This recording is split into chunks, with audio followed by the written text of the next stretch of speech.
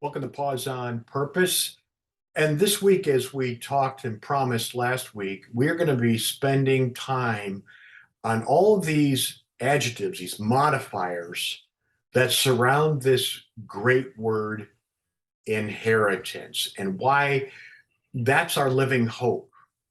First of all, let's go back and look at the word inheritance. What the Apostle Peter is doing is he is explaining the object of their living hope. Obviously, it's Christ, but the gift that Christ gives to us is a living hope. It's an inheritance. And that inheritance helps us expand what it means when he says we have a living hope. Now, in the Old Testament, the inheritance all surrounded the land, the promised land, and every family member of every tribe had a certain section given to them when they entered the promised land. If we move into the New Testament, the word inheritance refers mostly to what you and I in our 21st century would understand as inheritance you receive after someone passes away. Land was there, but not like it was in the First Covenant or the Old Testament.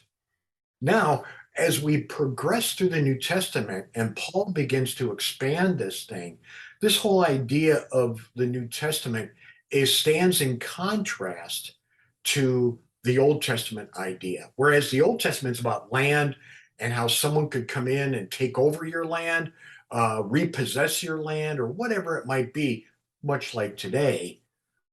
Now, Paul is saying, no, it's not land that we're talking about. It's talking about our inheritance that is in heaven.